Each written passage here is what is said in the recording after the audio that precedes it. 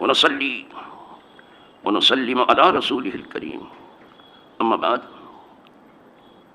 فأعوذ بالله من الشيطان الرجيم. بسم الله الرحمن الرحيم.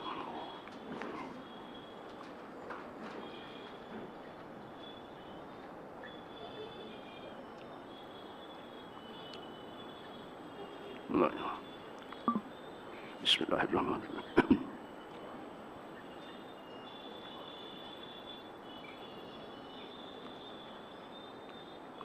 وعن ابن عباس قال قال رسول الله صلى الله عليه وسلم اشراف امتی حملۃ القرآن واصحاب اللیل رواہ البیہقی فی شعب الایمان. یہ حدیث جو ابھی آپ سن رہے تھے اس میں شریف ترین لوگوں کا تذکرہ ہے. دنیا میں بھی طریقہ ہے کہ کسی کو شریف ڈکلیئر کیا جاتا ہے. شریف آف بامبے ملک کا شریف کسی کو ڈکلیئر کیا جاتا ہے. یہ ڈکلیئریشن چونکہ آدمی کی طرف سے ہے لہٰذا کبھی کچھ صحیح ہوتا ہے کبھی کچھ غلط ہوتا ہے. لیکن اللہ اس کے رسول کی طرف سے جو اعلان ہوا وہ سب صحیح ہے, وہاں غلطی کا امکان نہیں ہے. تو حضور فرماتے ہیں کہ میری امت میں شریف ترین لوگ وہ ہیں جو قرآن کا بوجھ اٹھاتے ہیں. حاملین قرآن ان کو کہا جاتا ہے. ہر مسئلے میں بھی تو ان کو آپ دیکھیں گے کہ کتاب و سنت کو ہی دیکھیں گے, وہ شریف ترین لوگ. وہ صرف الفاظ کے حامل نہیں ہیں, معنی بھی سمجھتے ہیں. حملۃ القرآن جن کو کہا گیا ہے, حاملین قرآن جس کو کہا گیا, صرف الفاظ ان کو یاد ہیں ایسا نہیں ہے, وہ معنی بھی سمجھتے ہیں. اور صرف وہ الفاظ اور معنی ہی نہیں سمجھتے, اس پر عمل بھی کرتے ہیں. وہ ہیں حاملین قرآن. اس میں وہ لوگ بھی آ جائیں گے جو حفاظ ہیں اور انہوں نے سمجھ کے قرآن پڑھا, اس پر عمل کرنے کی بھی کوشش آ جائیں گے. وہ علماء تو بہرحال آ جائیں گے اس میں حاملین قرآن, اس لیے کہ وہ پڑھتے بھی ہیں, سمجھتے بھی ہیں اور سمجھاتے بھی ہیں لوگوں کو. یہ علماء کا مسلک. پھر اللہ کی توفیق سے جو کچھ ان سے عمل ہوتا ہے وہ کرتے بھی ہیں. حضور نے فرمایا میری امت میں یہی شریف ترین لوگ ہیں جو حاملین قرآن ہیں. دیکھا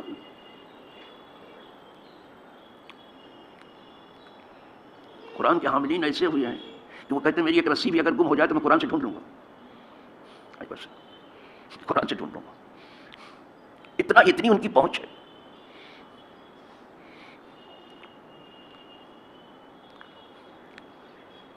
ہمارے بہت چاہنے والے تھے بیچارے یوسف عبرانی کے والد,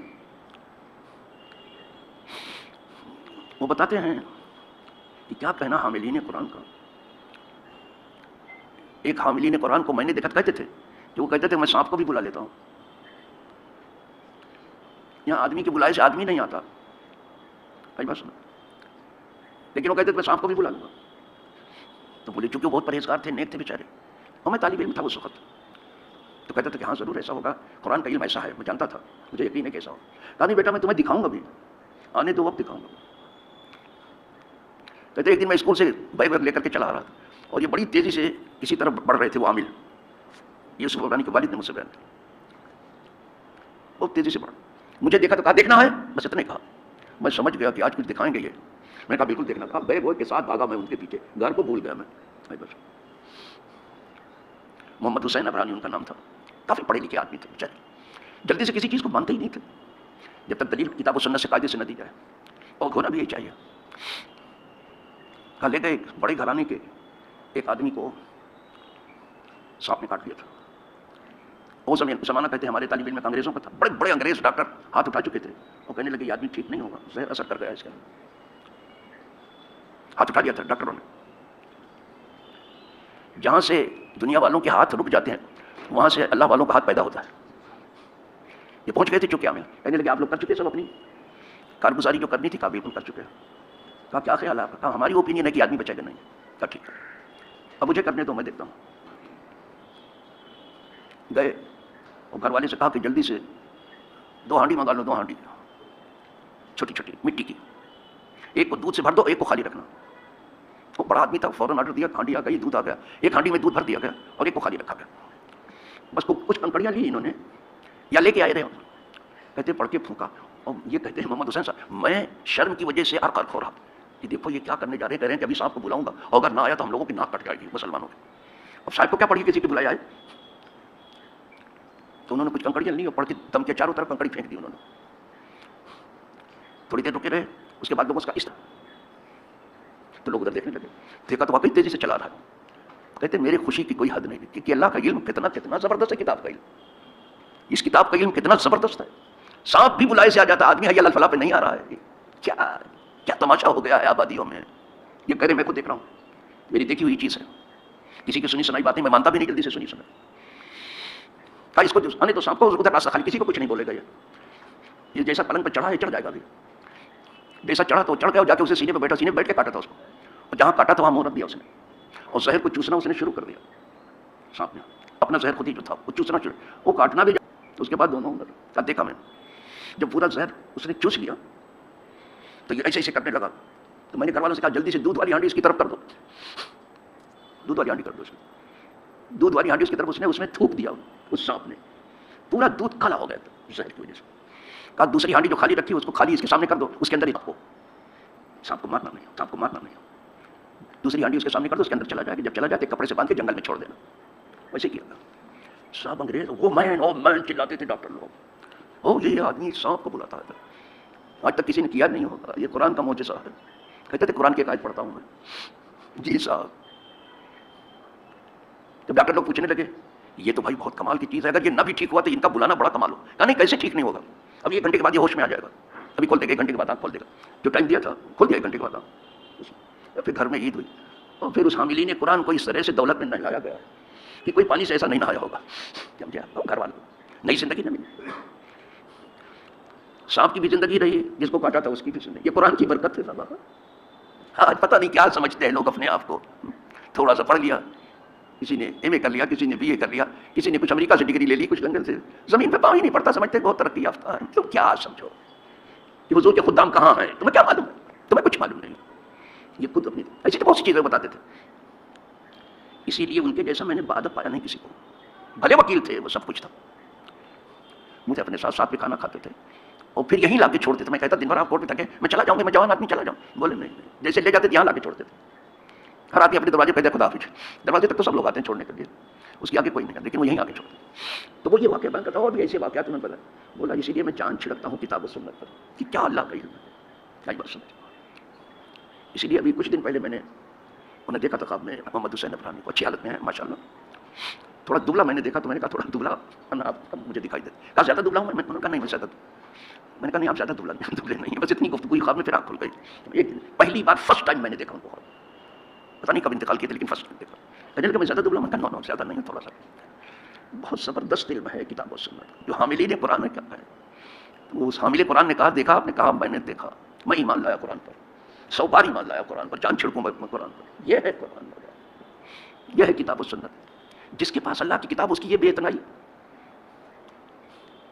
یہ کتاب پڑھی جاتی ہو، بیان کی جاتی ہو، سنائی جاتی ہے. ان کو اپنے مشاغل ہیں دنیا کے، اور اپنے کو زیادہ ترقی یافتہ سمجھتے ہیں. یہ بیوقوفی کی حد ہے. اور یہ بیوقوف نہ ہوتے تو دنیا ویران ہو جاتی. یعنی بیوقوفوں سے دنیا آباد ہے. لولا الحمقى لخربت الدنیا. یہ حماقت آبا اگر نہ ہوتے تو دنیا ویران ہو جاتی. تو ایک تو شریف وہ ہوا جو حاملین قرآن سے بلا شبہ، جو قرآن کا قاری بھی ہے، قرآن کو سمجھنے والا بھی ہے، قرآن کا عامل بھی ہے، قرآن پہ جان چھڑکنے والا ہے، قرآن پر دل و جان سے ایمان لانے والا. وہ شریف ہے. اللہ اس کے رسول کے یہاں لکھا گیا ہوتی ہے شریف. بھلے دنیا میں سے وہ شریف کا خطاب نہ دے لیکن وہ اشراف امتی حضور فرماتے ہیں کہ امت کے شریف ترین لوگ. دوسرا کون ہے؟ کہا دوسرا وہ جو صحیح معنوں میں تہجد کی نماز کے لیے اٹھتا ہے، وہ شریف ہے اللہ کے نزدیک. آئی بات سمجھ. شریف ہی اٹھ پائے گا، شریف نہیں اٹھ پائے گا. کبھی بھی شریف نہیں اٹھ پائے گا، شریف اٹھے گا. یہ بات سمجھ. یہ 2 شریف ہیں، اس کو بیان کیا حضور نے. کہ شریف ترین لوگ، بزرگی اور عظمت والے لوگ یہ 2 ہیں، حاملین قرآن اور صحیح معنوں میں تہجد کے لیے رات کو اٹھنے والے لوگ. خدا کرے سب کا نام اس میں آ جائے. یہ 2 رکعت نفل جو آپ کو ہوتا ہے اس کی برکت سے آ جائے. اچھی بات ہے. یہ ہو گیا بھیا، خدا کرے آ جائے سب کا نام. ایک حدیث ہو گئی. دوسری سنیے. وعن ابن عمر ان اباه عمر بن الخطاب رضی اللہ تعالی كان يصلي من الليل ما شاء الله حتى اذا كان من آخر الليل ايقظ اهله للصلاة يقول له الصلاة ثم يتلو هذه الآية وأمر أهلك بالصلاة واصطبر علیہا لا نسألک رزقا نحن نرزقک والعاقبۃ للتقوی. رواہ مالک. امام مالک نے اس کو اور حدیث پاک کے راوی جو ہے عبداللہ ابن عمر ہے رضی اللہ تعالیٰ عنہ. خود اپنے باپ کا تذکرہ عمر فاروق کا تذکرہ تھا خلیفہ دوم کا کہ رات کی نماز کے لیے اٹھتے تھے. ارے یہ تو اسے نہیں اٹھیں گے تو حضور کے زبردست اوسرا ہے نا. رات کو اٹھتے تھے پھر جو ان کے حصے میں نماز لکھی گئی تو اتنا نفل پڑھتے تھے. جب بالکل آخری رات ہوتی تھی تو گھر والوں کو اٹھاتے تھے. خود تو اٹھتے ہی تھے گھر والوں کو اٹھاتے تھے. جب یہ ہمارے اسلاف جو ہے خدا سے اس طرح سے ڈرتے تھے خود تو اٹھتے ہی تھے آخری رات کے حصے میں گھر والوں کو بھی اٹھاتے تھے. اٹھو اٹھتے تھے گھر والے سب گھر والوں کو اٹھاتے یعنی اہل و عیال کے بیوی بچوں سب کو اٹھاتے تھے آخری حصے میں بالکل بقیہ وہ پڑھتے رہتے تھے. واصطبر علیہا اور تم نماز پر ہمیشہ قائم رہو اس پر ہمیشگی کرو اس پر ثابت قدم رہو. یہ نہیں کہ رمضان میں پڑھو اس کے بعد چھوڑ دو اور پھر رمضان کا انتظار کرو. نو نو نو ہمیشہ پڑھو. یہ نماز ہمیشہ پڑھو. واصطبر علیہا دوسرا آرڈر ہے اس پر برابر قائم رہو. واصطبر علیہا اس پر برابر قائم رہو. لا نسألک رزقا قدرت کری ہم تم سے روزی نہیں مانگتے ہیں. ہم تم سے روزی نہیں مانگتے ہیں. تم سے صرف چاہتے ہیں تم عاجزی کے ساتھ ہماری بارگاہ میں آ جاؤ. عاجزی چاہیے بندگی میں عاجزی ہے. اپنا عاجز لے کے ہمارے پاس آ جاؤ اپنی کمزوری لے کے ہمارے پاس آ جاؤ عاجزی لے کے آ جاؤ. روزی ہم تم سے نہیں مانگتے ہم تو سارے جہاں کو روزی خود ہی دیتے ہیں. لا نسألک رزقا والعاقبۃ للتقوی اور انجام کار کی بھلائی پرہیزگاروں کے لیے ہے. انجام کار کی بھلائی یعنی آخرت کی ہے ان کے لیے ہے جو پرہیزگار لوگ ہیں. اور سنا ہے کہ ان پرہیزگاروں کے صدقے میں گنہ گار بھی بخشے جائیں. سادی صاحب یہ میں ایسے نہیں کہہ رہا ہوں کہیں دیکھ کے کہہ رہا ہوں پرہیزگار تو بخشے جائیں. سادی صاحب لکھتے ہیں کہ شنیدم کی در روز امید و بی میں نے سنا ہے کہ اس امید اور خوف والے دن میں کچھ لوگ امید میں ہوں گے کچھ خوف میں بہت ڈرے ہوں گے قیامت کے دن. کہا اس امید اور خوف والے دن میں بداں راہ بنے کا بخشت کریم بروں کو اللہ نیکوں کے صدقے بخش دے گا. یہ نیک لوگوں سے جو جڑے رہے اللہ ان کو بھی بخش دے گا. اسی لیے آرڈر ہے کہ نیک لوگوں سے جڑے رہو ان سے قریب رہو. اس لیے کہ یہ طبقہ ایسا ہے کہ جو ان سے جڑے اس کو بھولیں گے نہیں وہ ساتھ لیں گے. اچھا پرہیزگار تو بہت چھوٹی جائیں. الحمدللہ یہ رات کی نماز کا بیان اسی حدیث پر ختم ہوا. یہ باب بھی یہیں ختم ہوا. اب کل ہم نئے باب کا انشاءاللہ آغاز کریں گے. وہ ہے کہ اس امت کو جو درمیانی کام کرنے کا حکم دیا گیا وہ کیا ہے. باب القصد فی العمل یہ عنوان ہے اس کا. امت درمیانی ہے تو درمیانی کام کرنے کا بھی آرڈر ہے. وہ حضور نے اس سے پردہ اٹھایا ہے کہ تمہیں کیا کام کرنا ہے کیسے کرنا ہے. بہت اہم باب ہے باب القصد فی العمل.